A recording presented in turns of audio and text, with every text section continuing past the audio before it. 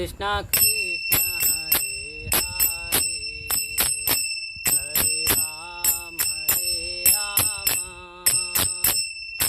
राम हरे हरे। हरे कृष्णा कृष्णा कृष्णा हरे हरे, हरे राम राम राम हरे हरे। हरे कृष्णा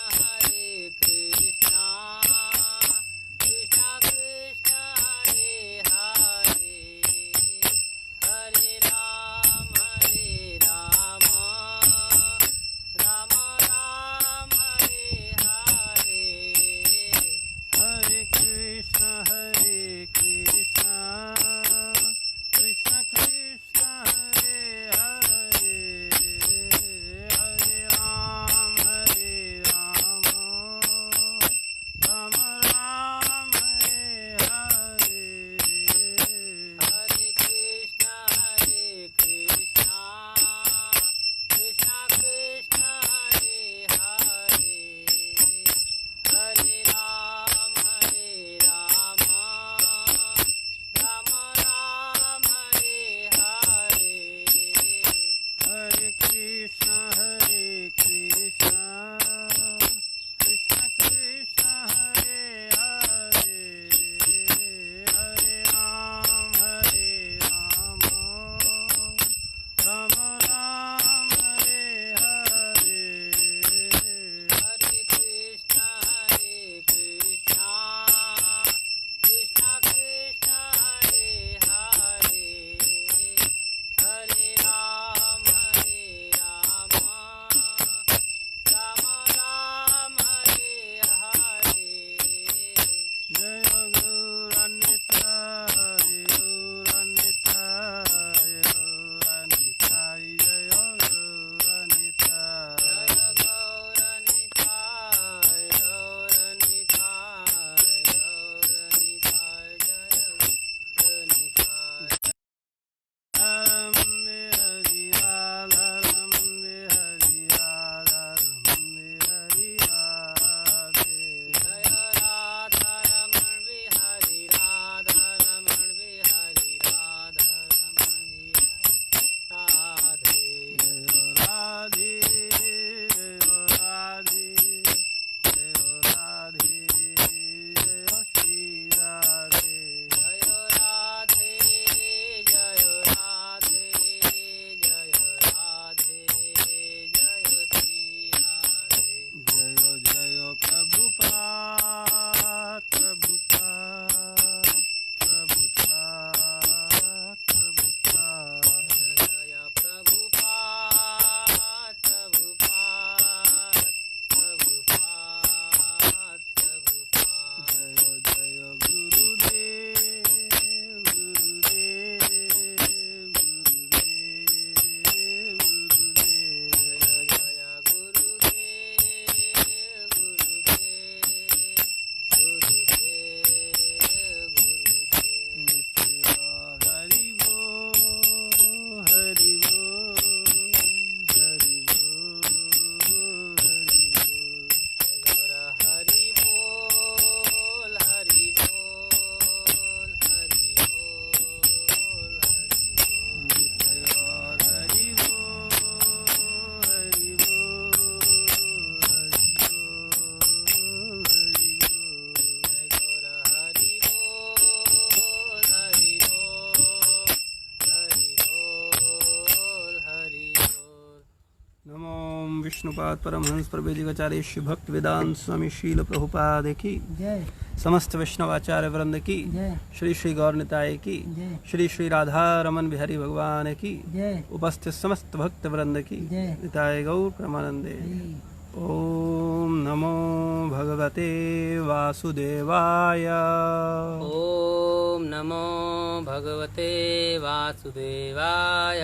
ओम नमो भगवते वासुदेवाय। ॐ नमो भगवते वासुदेवाय। ॐ नमो भगवते वासुदेवाय। ॐ नमो भगवते वासुदेवाय। हरे कृष्णा। हरे कृष्ण। तो आज हम लोग चर्चा करेंगे श्रीमद् भगवद गीता अध्याय 7 श्लोक संख्या 28। कल हम लोगों ने 27 पर चर्चा किया था। आप लोग हमारे साथ साथ बोलिए। येषां त्वन्तगतं अन्तगतं पापं पापं जनानां जनानां पुण्यकर्मणां पुण्यकर्मणां ते ते द्वन्द्व मोहनिर्मुक्ता मोहनिर्मुक्ता भजन्ते भजन्ते मां मां दृढव्रता। दृढव्रता। येषां त्वन्तगतं पापं येषां त्वन्तगतं पापं जनानां पुण्यकर्मणां जनानां पुण्यकर्मणां ते द्वन्द्वमोहनिर्मुक्ता ते द्वन्द्वमोहनिर्मुक्ता भजन्ते मां दृढव्रता। भजन्ते मां दृढव्रता। येषां त्वन्तगतं पापं येषां त्वन्तगतं पापं जनानां पुण्यकर्मणां जनानां पुण्यकर्मणां ते द्वन्द्वमोहनिर्मुक्ता ते द्वन्द्वनिर्मुक्ता ते द्वन्द्वमोहनिर्मुक्ता ते द्वन्द्वनिर्मुक्ता भजन्ते मां दृढव्रता। भजन्ते मां दृढव्रता। शब्दार्थ येषां जिन तु लेकिन अंतगतम पूर्णतया विनिष्ट पापम पाप जनानां मनुष्यों का पुण्य पवित्र कर्मणाम जिनके पूर्व कर्म ते वे द्वंद्व द्वैत के मोह से निर्मुक्ता मुक्त भजन्ते भक्ति में तत्पर होते हैं माम मुझको दृढ़व्रता संकल्प पूर्वक। इस श्लोक का अर्थ तात्पर्य श्रील प्रभुपाद जी के द्वारा। श्रील प्रभुपाद की जय। जिन मनुष्यों ने पूर्व जन्म में तथा इस जन्म में पुण्य कर्म किए हैं और जिनके पाप कर्मों का पूर्णतया उच्छेदन हो चुका होता है वे मोह के द्वंद्वों से मुक्त हो जाते हैं और वे संकल्प पूर्वक मेरी सेवा में तत्पर होते हैं। तात्पर्य इस अध्याय में उन लोगों का उल्लेख है जो दिव्य पद को प्राप्त करने के अधिकारी हैं। जो पापी नास्तिक मूर्ख तथा कपटी हैं उनके लिए इच्छा तथा घृणा के द्वंद्व को पार कर पाना कठिन है। केवल ऐसे पुरुष भक्ति स्वीकार करके क्रमशः भगवान के शुद्ध ज्ञान को प्राप्त करते हैं जिन्होंने धर्म के विधि विधानों का अभ्यास करने पुण्य कर्म करने तथा पाप कर्मों के जीतने में अपना जीवन लगाया है। फिर वे क्रमशः भगवान का ध्यान समाधि में करते हैं। आध्यात्मिक पद पर आसीन होने की यही विधि है। शुद्ध भक्तों की संगति में कृष्ण भावनामृत के अंतर्गत ही ऐसी पद प्राप्ति संभव है, क्योंकि महान भक्तों की संगति से ही मनुष्य मोह से उबर सकता है। श्रीमद् भागवत में 5.5.2 में कहा गया है कि यदि कोई सचमुच मुक्ति चाहता है तो उसे भक्तों की सेवा करनी चाहिए। महत्व संसार के गहन अंधकार की ओर अग्रसर होता रहता है। तमोद्वारम योषिताम सारे भक्त विश्व भर का भ्रमण इसलिए करते हैं जिससे वे बद्ध जीवों को उनके मोह से उबार सकें। मायावादी यह नहीं जान पाते कि परमेश्वर के अधीन अपनी स्वाभाविक स्थिति को भूलना ही ईश्वरीय नियम की सबसे बड़ी अवहेलना है। जब तक वह अपनी स्वाभाविक स्थिति को पुनः प्राप्त नहीं कर लेता तब तक परमेश्वर को समझ पाना या संकल्प के साथ उनकी दिव्य प्रेमा भक्ति में पूर्णतया प्रवृत्त हो पाना कठिन है। ॐ अज्ञानतिमिरान्धस्य ज्ञानञ्जनशलाकया चक्षुरुन्मिलितं येन तस्मै श्रीगुरुवे नमः। श्रीचैतन्यमनोभीष्टं स्थापितं येन भूतले स्वयं रूपा कदा मह्यं ददाति स्वपदान्तिकम्। वन्देऽहं श्रीगुरु श्रीयुत्पदकमलं श्रीगुरुन् वैष्णवांश्च श्रीरूपं साग्रजातं सहगणरघुनाथान्वितं तं सजीवं सावद्वैतं सावधूतं परिजनसहितं कृष्णचैतन्यदेवं श्रीराधा कृष्णपादान् सहगणललिता श्रीविशाखान्वितांश्च। हे कृष्ण करुणा सिंधु दीनबंधु जगत्पते गोपीश गोपिका कांत राधा कांत नमोस्तुते।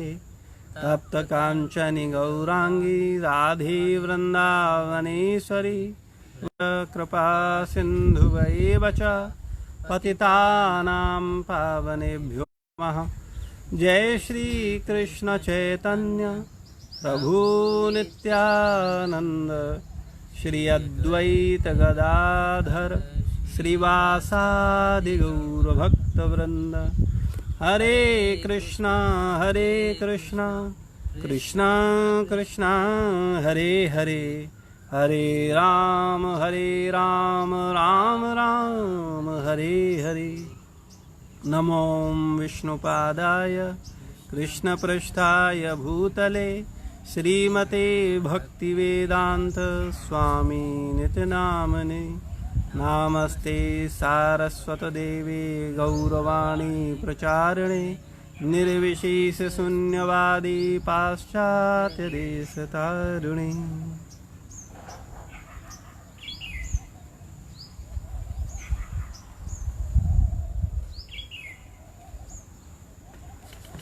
हरे कृष्णा। तो हम लोग कल चर्चा कर रहे थे कि भगवान ने कहा था 7वें अध्याय के 27वें श्लोक में कि हे भरतवंशी, हे शत्रु विजेता, समस्त जीव जन्म लेकर इच्छा तथा घृणा से उत्पन्न द्वंद्वों से मोहग्रस्त होकर मोह को प्राप्त होते हैं।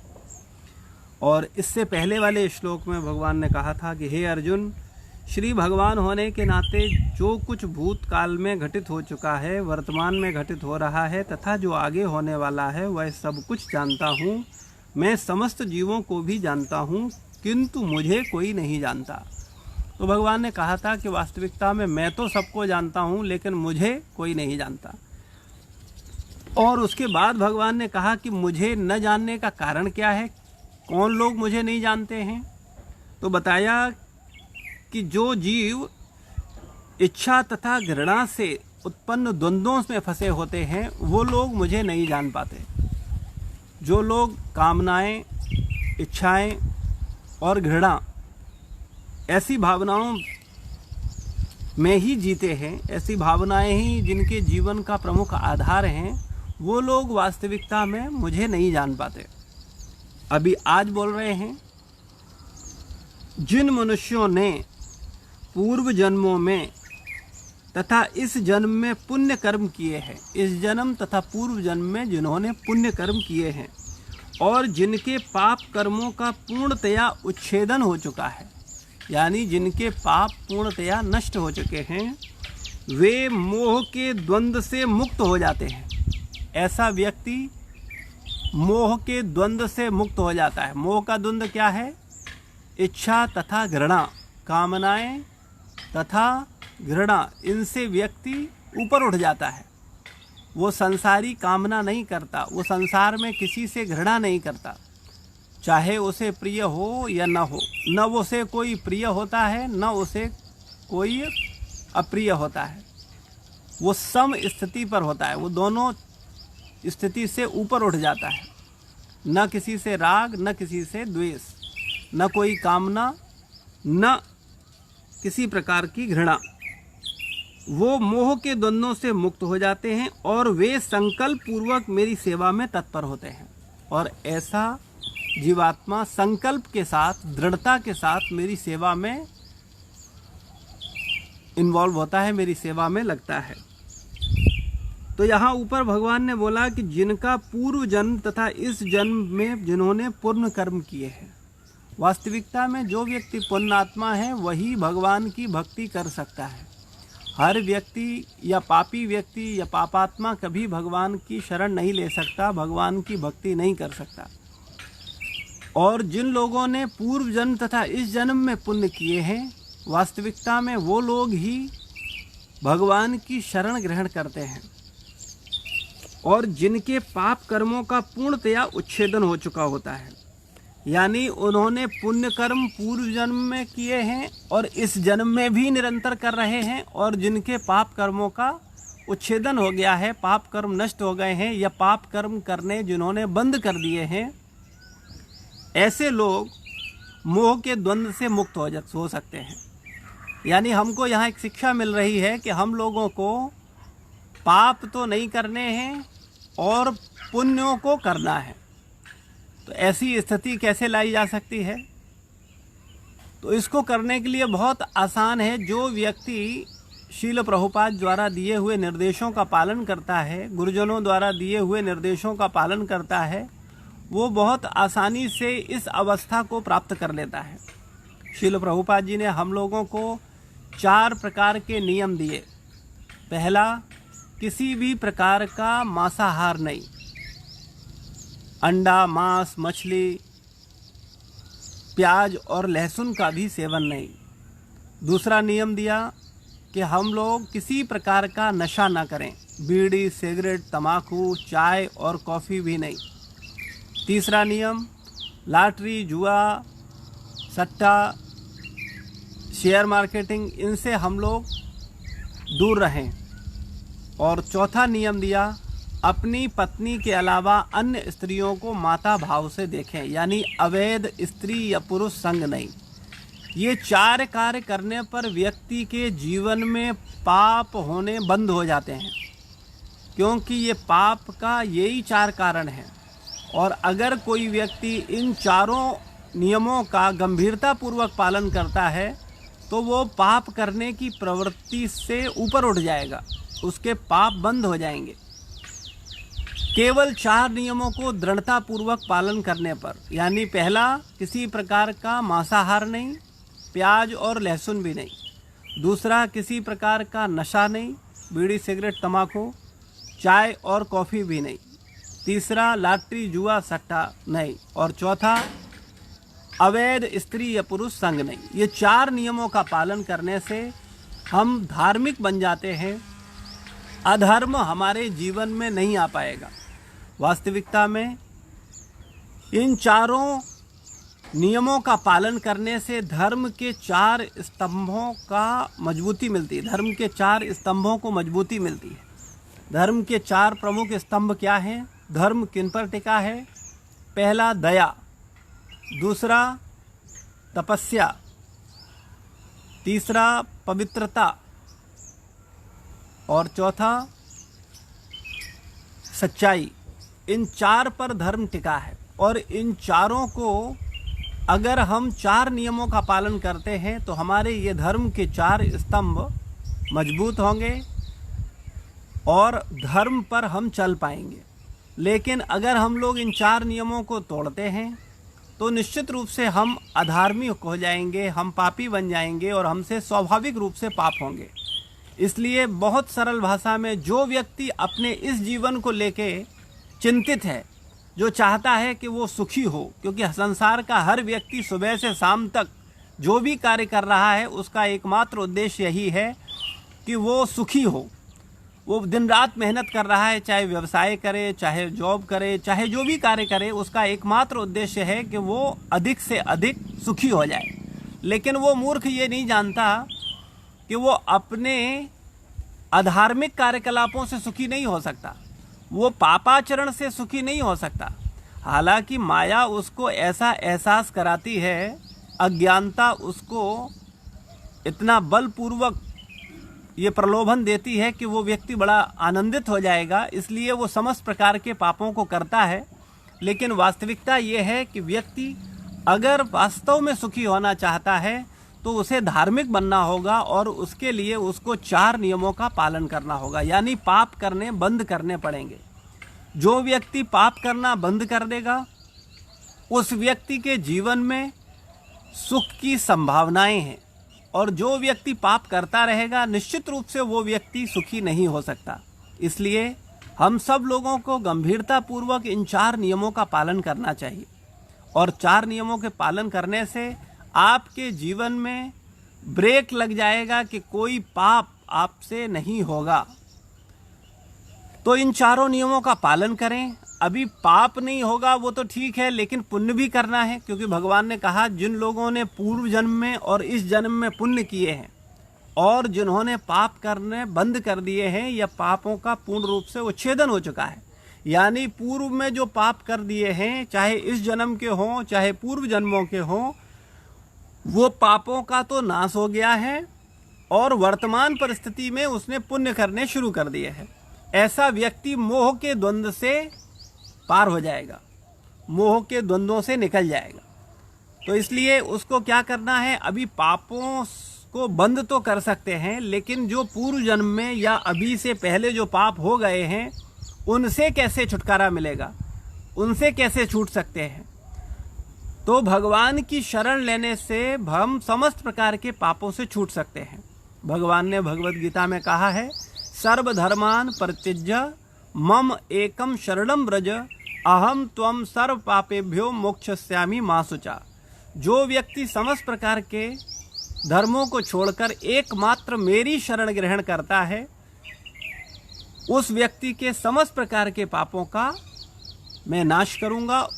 उसको चिंता करने की आवश्यकता नहीं है, चाहे वो इस जन्म के हों चाहे पूर्व जन्म के हों। लेकिन उसे एक कार्य करना होगा, भगवान की शरण ग्रहण करनी होगी, यानी भगवान के नाम की शरण लेनी होगी और भगवान के पवित्र नाम का जाप करना होगा।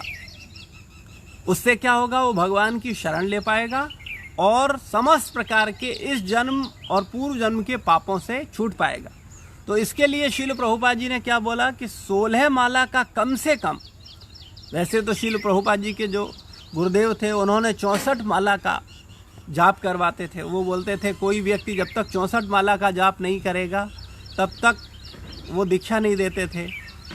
या चैतन्य महाप्रभु के जीवन से हम देख सकते हैं कि वास्तविकता में चैतन्य महाप्रभु भोजन करने जाते थे और बोलते थे कि जो लखपति होगा मैं केवल उसके यहाँ भोजन करने जाऊँ, नाम लेता होगा मैं उसी के यहाँ भोजन करूँगा।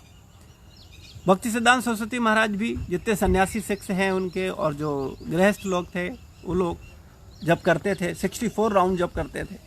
तो कहने का मतलब है श्रील प्रभुपाद जी ने विशेष कृपा करके, हम बद्ध जीवों को वो जानते थे कि हम लोग 16 माला करना ही हमारे लिए बहुत मुश्किल होगा। आज के समय में किसी को बोला जाए कि आप हरे कृष्ण महामंत्र का 16 माला जप करो तो उसको लगता है जैसे ये बहुत बड़ी आफत है उसके लिए।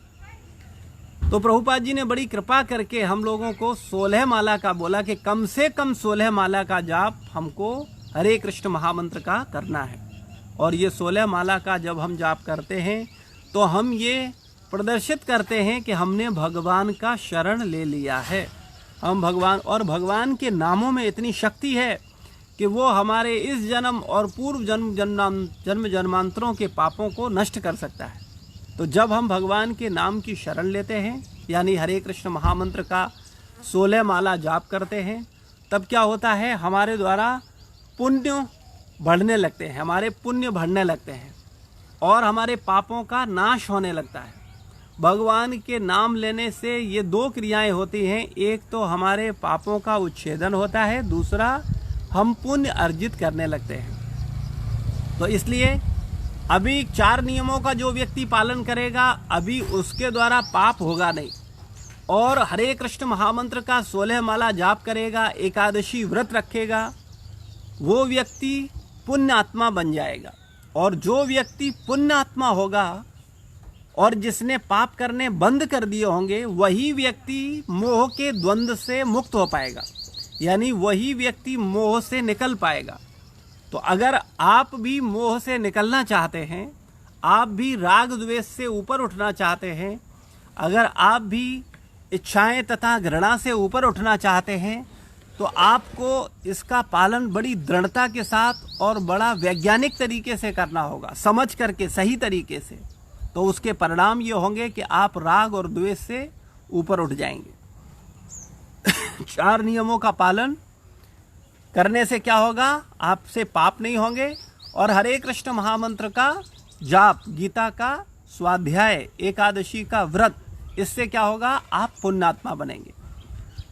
तो हम धीरे धीरे मोह के द्वंद्वों से पार हो पाएंगे, और मोह के द्वंद्व से जब निकल पाएंगे, या जितनी मात्रा में निकल पाएंगे उतनी मात्रा में संकल्प पूर्वक भगवान की सेवा कर पाएंगे। कई बार क्या होता है, हम लोग सोचते हैं हाँ वास्तविकता है, संसार में तो किसी से संबंध नहीं है, कभी भी शरीर छूट सकता है, वास्तव में हमारा संबंध तो भगवान के साथ ही है, तो हमको भगवान की सेवा करनी, बड़े अच्छे अच्छे विचार आएंगे। लेकिन चूंकि मोह के द्वंद्वों से हम नहीं निकले हैं, इसलिए उन विचारों पर अमल हम नहीं कर पाएंगे, उन विचारों पर हम चल नहीं पाएंगे, उन विचारों को अपने जीवन में उतार नहीं पाएंगे। इसलिए हम सब लोगों को बहुत गंभीरतापूर्वक इस पर ध्यान देना होगा कि अगर हम मोह के द्वंद्वों से ऊपर उठना चाहते हैं तो हम लोगों को गंभीरतापूर्वक भगवान के पवित्र नाम का जाप, श्रीमद् भगवद गीता का स्वाध्याय, एकादशी व्रत का पालन और 4 नियमों का दृढ़तापूर्वक, कठोरतापूर्वक इसका अपने जीवन में पालन करना होगा। फिर हम मोह के द्वंद्वों से निश्चित रूप से उठ पाएंगे, और जब मोह से उठेंगे फिर संकल्प के साथ भगवान की सेवा कर पाएंगे, दृढ़ता के साथ। हाँ, वास्तविकता हर व्यक्ति क्यों नहीं भगवान को समर्पित हो पाता है, चाहता हर व्यक्ति है, हर व्यक्ति बोलता हाँ वास्तविकता में संसार में कुछ नहीं है, सारे संसार छोड़ करके चले जाएं, सभी लोग हमारा साथ छोड़ देंगे, लेकिन भगवान ही एक हैं जिनसे हमारा संबंध रहेगा। लेकिन फिर भी हम भगवान की सेवा क्यों नहीं कर पाते, उसका मूल कारण है कि हमारे पापों का उच्छेदन नहीं हुआ है, और हम अभी उतने पुण्यात्मा नहीं हुए हैं कि हम भगवान के प्रति अपने आप को समर्पित कर सकें। तो प्रभुपाद जी इसके तात्पर्य में हमको समझाते हैं कि इस अध्याय में उन लोगों का उल्लेख है जो दिव्य पद को प्राप्त करने के अधिकारी हैं। जो दिव्य पद को प्राप्त करना चाहता है वो व्यक्ति को ऐसा करना पड़ेगा। जो पापी, नास्तिक, मूर्ख तथा कपटी हैं, उनके लिए इच्छा तथा घृणा के द्वंद्व को पार कर पाना कठिन है। अभी ये लाइन बड़ी इंपॉर्टेंट है, ये हमारे लिए ही है। ये लाइन प्रभुपाद जी ने हम जैसे नालायक शिष्यों के लिए ही बोली है। कौन कौन सी? जो पापी हैं, तो हम लोग पापी हैं ही हैं, पाप करना कोई बंद तो किए नहीं है। नास्तिक, जो भगवान को नहीं मानते हैं, तो नास्तिक की भी परिभाषा हम आपको दे चुके हैं। नास्तिक का मतलब वो है जो भगवान को माने, वो व्यक्ति क्या है? नास्तिक। भगवान को मानने वाला नास्तिक और भगवान की मानने वाला आस्तिक। तो वास्तविकता में हम लोग भगवान की नहीं मान रहे हैं, तो हम लोग नास्तिक ही हैं।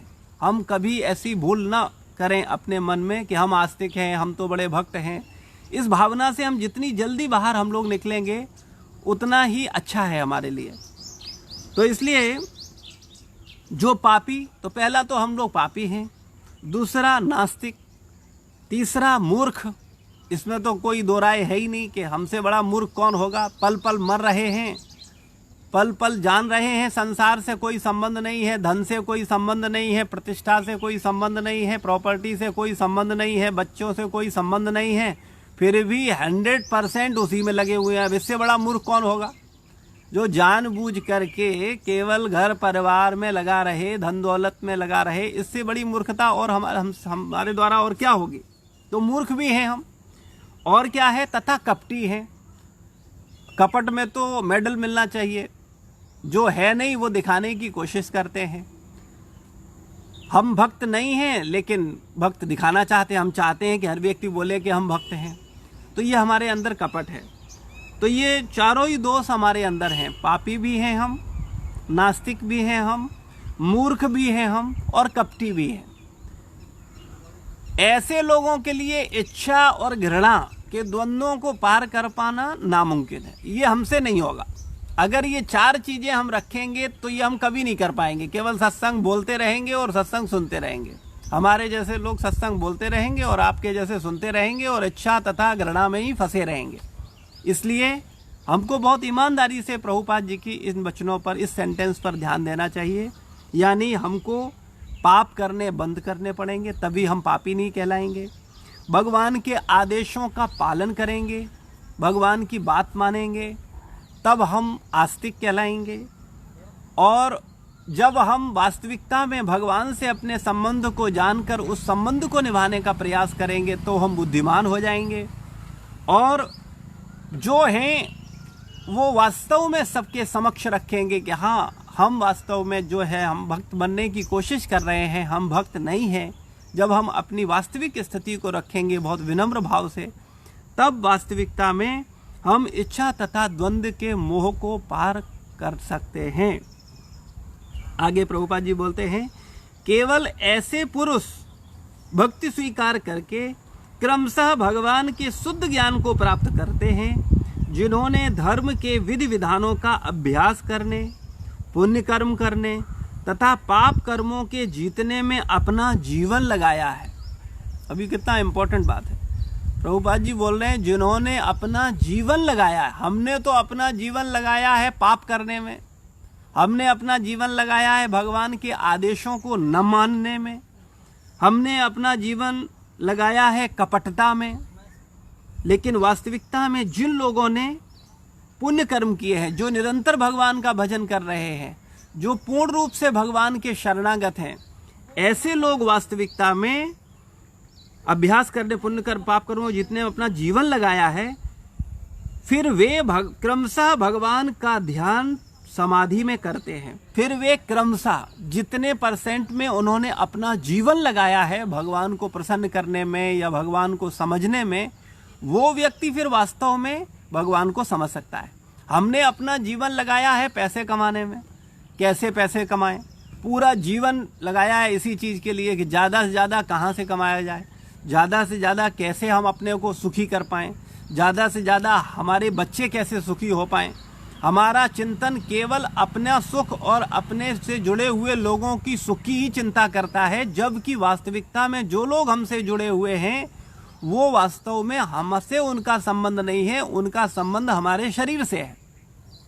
और हम स्वयं शरीर नहीं है, हम स्वयं आत्मा है, हम स्वयं हमेशा से हैं और हमेशा रहेंगे। हम भगवान के अंश हैं।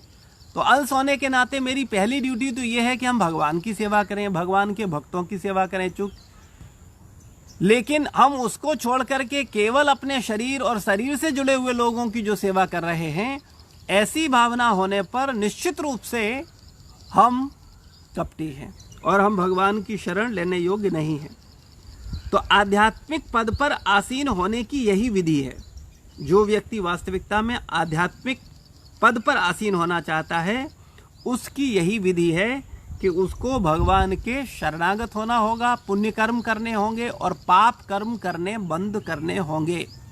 हम लोग चाहते हैं हम पाप भी करते रहें और भगवान की शरण भी ले लें, क्योंकि हम इस पर भी विचार कर लिया जाए कि व्यक्ति पाप करता क्यों है। कोई भी व्यक्ति कोई गलत काम करता क्यों है? क्योंकि उस मूर्ख को ये लगता है कि वो जो गलत कार्य कर रहा है, उस गलत कार्य को करने से उसे सुख मिलेगा।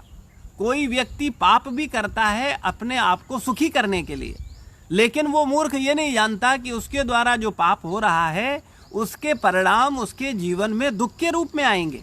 लेकिन माया के प्रभाव में, अज्ञानता के प्रभाव में आकर के वो ये भूल करता है और सही को गलत और गलत को सही बताना चाहता है।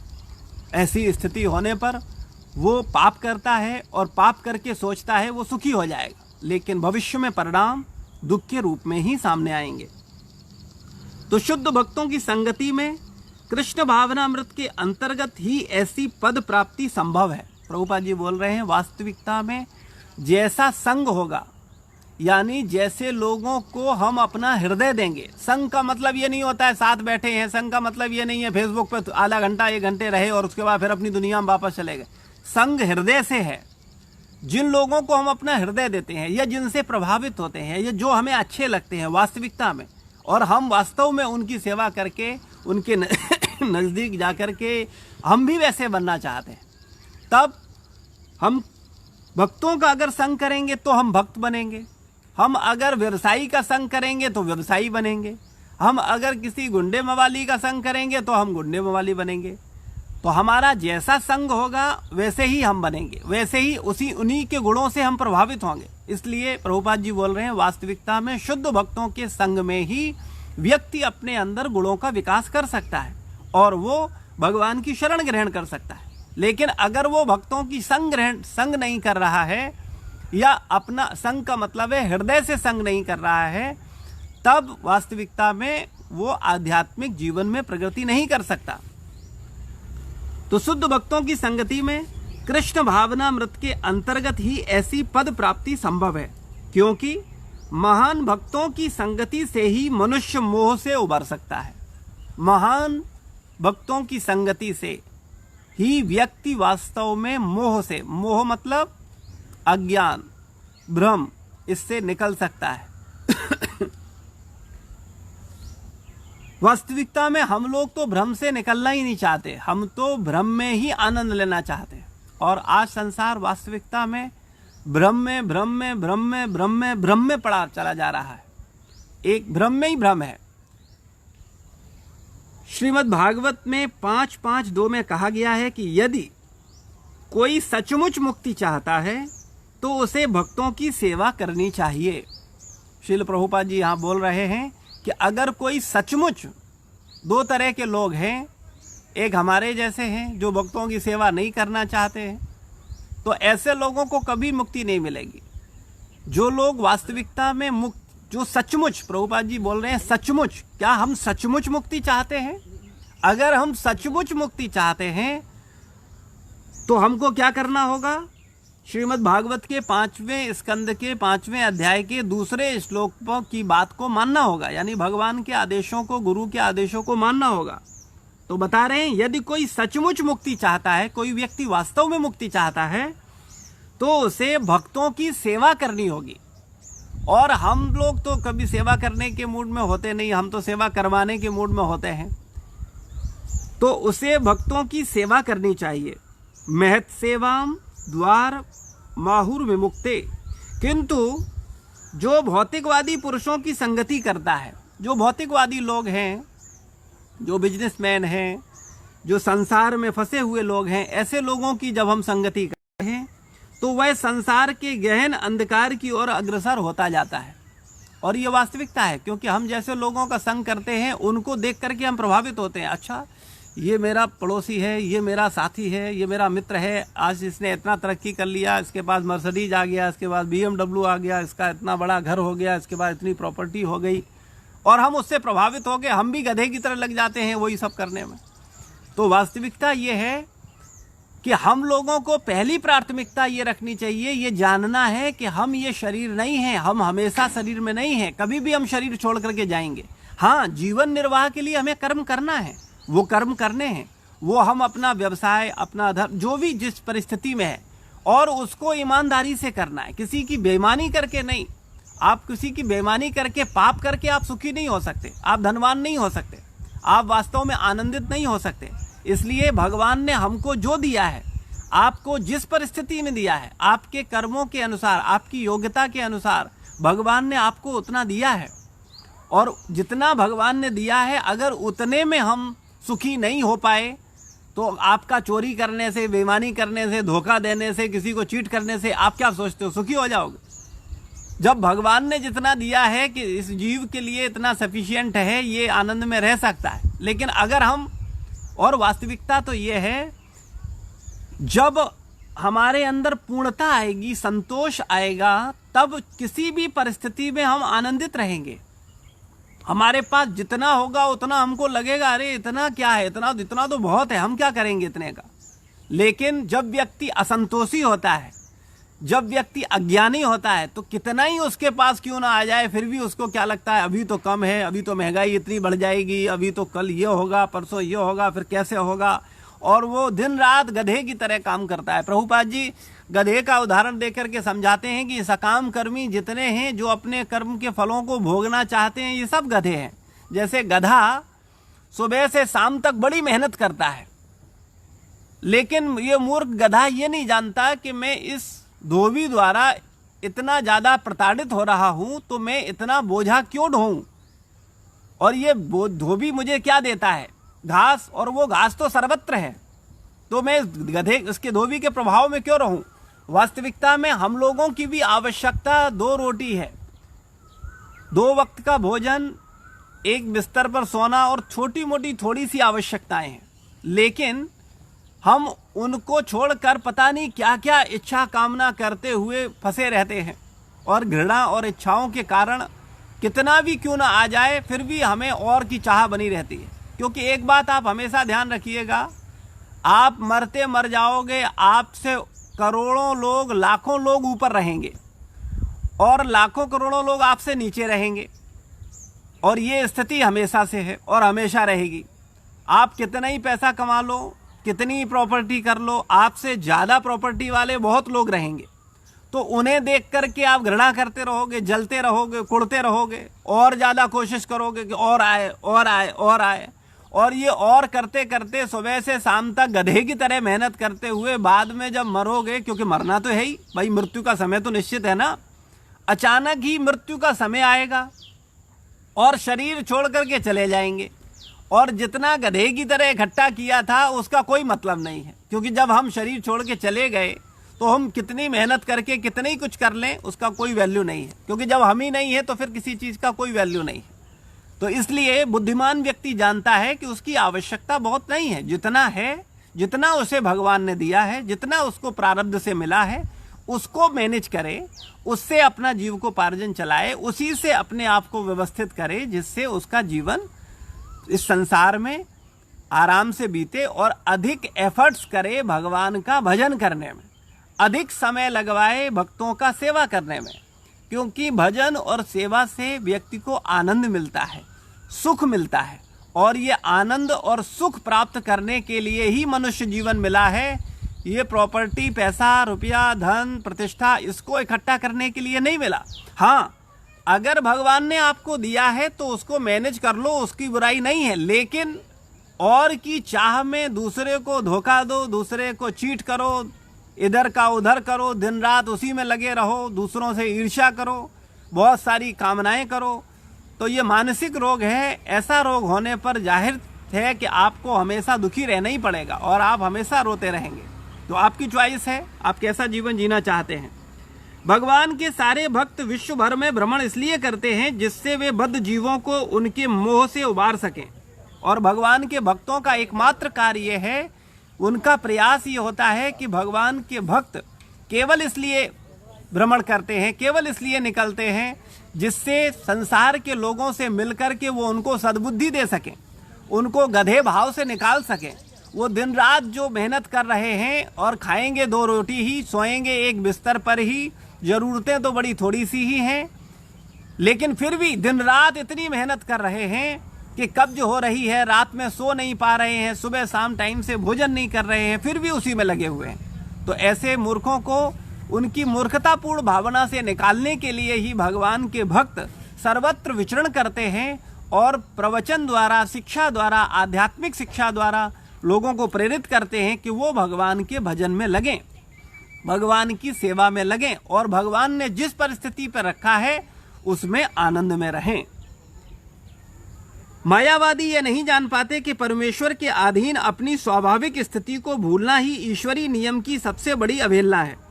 जब तक वह अपनी स्वाभाविक स्थिति को पुनः प्राप्त नहीं कर लेता, तब तक परमेश्वर को समझ पाना या संकल्प के साथ उनकी दिव्य प्रेमा भक्ति में पूर्णतया प्रवृत्त हो पाना कठिन है। वास्तविकता में प्रभुपाद जी बोल रहे हैं, जब तक वह अपनी स्वाभाविक स्थिति को पुनः प्राप्त नहीं कर लेता, और हमारी मूल स्थिति क्या है? जीवे स्वरूप होय नित्यर कृष्ण दास, ये हमारी मूल स्थिति है। हम सब भगवान के दास हैं, हम सब भगवान के सेवक हैं, और दास का एकमात्र कर्तव्य होता है स्वामी की सेवा करना। जब हम उस स्थिति पर होंगे तब वास्तविकता में हम इन सिद्धांतों को समझ पाएंगे। तो जब तक हम अपनी स्वाभाविक स्थिति को पुनः प्राप्त नहीं कर लेते, तब तक परमेश्वर को समझना या संकल्प के साथ उनकी दिव्य प्रेमा भक्ति में पूर्णतया पवित्र हो पाना कठिन है। तब तक हम भगवान की सेवा में दृढ़तापूर्वक संकल्प के साथ नहीं समर्पित हो सकते, हम नहीं लग सकते। हमको हमारे सांसारिक विषय सांसारिक संबंध, सांसारिक इच्छाएं संसार में ही खींच के लाएंगे। हम भगवान का भजन नहीं कर सकते, हम भगवान की सेवा नहीं कर सकते। इसलिए कई बार भक्तों को देख करके कुछ भी बोलना बहुत आसान है। बहुत सारे लोग अलग अलग तरीके से विभिन्न प्रकार की जितनी उनमें समझ है या जितना वो सोच सकते हैं उतनी बात वो करते हैं। ये भक्तों का जीवन क्या ये पेट पालने के लिए करते हैं? अभाव में उसका ऐसा बोलना स्वाभाविक है, लेकिन वास्तविकता तो ये है कि अगर नहीं होता तो ये पृथ्वी हमेशा ही कलयुग के समान होती, क्योंकि भगवान का नाम, भगवान के भक्त धर्म का प्रचार करते हैं, धर्म पर आधारित होकर के जीवन जी करके अपने आचरण द्वारा भी शिक्षा देते हैं और गुरुजनों के आदेशों अनुसार, वेदों के आदेशों अनुसार लोगों को शिक्षा देते हैं कि वास्तविकता में हमको धर्म पर चलना चाहिए। हमारा मनुष्य जीवन हमको धर्म पर चलने के लिए मिला है, आत्म साक्षात्कार के लिए मिला है, भगवान से प्रेम करने के लिए मिला है, ना कि सांसारिक संबंधों में उलझने के लिए, ना कि सांसारिक कामनाओं की पूर्ति करने के लिए। क्योंकि ये संसार क्षणिक है, ये संसार की कोई भी वस्तु शाश्वत नहीं है। संसार के हमारे जो भी संबंध हैं वो सब क्षणिक हैं, संसार की जो भी संपत्ति है वो सब क्षणिक है। कभी भी शरीर छूटते ही संसार के संबंध, संसार की संपत्ति से संबंध छूट जाएगा, लेकिन जब तक संसार में हैं तब तक संसार में ही आसक्त रहते हैं और भगवान की सेवा की ओर हम गंभीर नहीं होते। ये हमारे लिए दुर्भाग्य की बात है। इसलिए हम सब लोगों को बहुत ईमानदारी पूर्वक भगवान का भजन करना चाहिए। और मनुष्य जीवन केवल अपने आप को जानने और भगवान को प्रेम करने के लिए मिला है, लेकिन संसार के बद्ध जीव स्त्री तथा पुरुष के आकर्षण में इतने अधिक फंसे हुए हैं। वास्तव में ये हथकड़ियाँ हैं, ये मैथुन रूपी अज्ञात हथकड़ियाँ हैं जिन्होंने हम लोगों को बांध रखा है और हम इस संसार की कामनाओं में फंसते जा रहे हैं। इसलिए हम सब लोगों को भगवान से, भगवान के भक्तों से प्रार्थना करनी चाहिए कि हे भगवान, हमको मुक्त करो, हमको अपनी सेवा में लो। और सेवा में उसी को लिया जा सकता है जो सेवक के मूड में हो। कई बार हम लोग इतनी मूर्खतापूर्ण बात करते हैं, हम सेवक तो नहीं बनना चाहते लेकिन कहते हैं हमें सेवा में ले लो। तो भैया स्वामियों को कौन सेवा में ले सकता है? सेवकों को तो हर कोई तैयार है, कौन नहीं चाहता। अगर हम आपसे पूछें, और सबको छोड़ो, भगवान को छोड़ो, आपसे पूछो, अगर हम आपसे कहें कि आपको एक अच्छा और सच्चा सेवक मिल रहा है जिसको पैसे नहीं चाहिए, जिसको कुछ नहीं चाहिए, जिसे केवल आपकी सेवा चाहिए, तो आप में से कोई ऐसा होगा जो कहेगा नहीं हमको नहीं चाहिए? हर व्यक्ति, अरे हम जैसे बद्ध जीव भी कहेंगे कि हाँ भाई आओ आओ आओ हमको सेवक चाहिए, है ना। तो वास्तविकता में जिस दिन हम सेवक बन जाएंगे, सच्चे सेवक, सद्भाव वाले सेवक, उस दिन वास्तविकता में भगवान हमें बुला लेंगे। बुलाने का मतलब है भगवान अपने हृदय में स्थान देंगे, भगवान की ओर हम प्रेरित होंगे और हम भगवान से प्रेम कर पाएंगे। लेकिन तभी संभव है जब हम वास्तविकता में सेवक बनने के मूड में आए, हम वास्तव में सेवा करने की इच्छा रखें, तब निश्चित रूप से भगवान हमें सेवा देंगे, भगवान के भक्त हमें सेवा देंगे। और उस सेवा को करके हम अपने हृदय में जो कलमश है उस कलमश को धो पाएंगे, क्योंकि सेवा करने पर ही असली कलमश निकलता है। पीछे से बात करना बहुत आसान है, जब आप सेवा करो फिर देखो कैसे कैसे विचार आते हैं, अरे इतने में तो हम इतना कर सकते थे, ये हो सकता था, इतना फायदा हो सकता था, इतना रुपया कमा सकते थे, इतना टाइम खराब कर दिया, ये वो। और नहीं करो, घर में बैठे रहो तो बहुत बढ़िया बात, आप महान भक्त हो। सुखदेव गोस्वामी वेद व्यास जी के बाद हम ही लोगों का नंबर है, सोचने में क्या जाता है। लेकिन वास्तविकता में भक्त बनने के लिए हमें सच्चा सेवक बनना होगा, और सच्चा सेवक बनने के लिए सेवा करनी पड़ेगी, और सेवा करने पर हमारे अनर्थ दूर होंगे, क्योंकि जब हम सेवा करेंगे तब बहुत प्रकार के अनर्थ आएंगे। और जब हम वास्तविकता में सेवा को निरंतर करते रहेंगे तब उन अनर्थों से छूट मिलेगी, उन अनर्थों से हम छूटेंगे और वास्तव में भगवान के सच्चे सेवक बन पाएंगे। इसलिए हम सब लोगों को भगवान का सच्चा सेवक बनने का प्रयास करना है। और सेवक कोई बहुत मुश्किल नहीं है, ज़्यादा गीता भागवत पढ़ने की आवश्यकता नहीं है।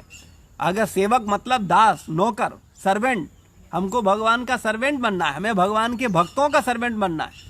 क्या हम सर्वेंट बनने के मूड में हैं? और भगवान का सर्वेंट तो बहुत दूर की बात रही, भगवान का सर्वेंट बन भी नहीं सकते। हमको भगवान के भक्तों का सर्वेंट बनना है। वास्तविकता में भगवान का सर्वेंट बोलने से हम कंफ्यूज हो जाते हैं। तो सीधी सीधी बात यह है कि हमको भगवान के भक्तों का सर्वेंट बनना है। अगर हम वास्तव में भगवान के भक्तों के सर्वेंट बनने को तैयार हैं, तब हमारे अंदर वो योग्यता है कि हाँ, भगवान हमको स्वीकार करेंगे। लेकिन अगर हम सर्वेंट बनने को तैयार नहीं है, नौकर बनने को तैयार नहीं है, सेवक बनने को तैयार नहीं है, तब हम भूल जाएं कि हम कभी भक्ति में प्रगति कर पाएंगे। तो इसलिए हम सब लोगों को बहुत गंभीरता पूर्वक इस पर विचार करना चाहिए और कपटता छोड़ करके ईमानदारी से भगवान की शरण ग्रहण करनी चाहिए, भगवान के भक्तों की शरण ग्रहण करनी चाहिए। सील प्रभुपाद की जय, गुरु महाराज की जय, समस्त भक्त वृंद की जय। निताई गौर प्रेमानंदे, हरि हरि बोल। किसी का कोई प्रश्न है, कोई जिज्ञासा है तो कमेंट बॉक्स में लिख सकता है। धन्यवाद। शील प्रभुपाद की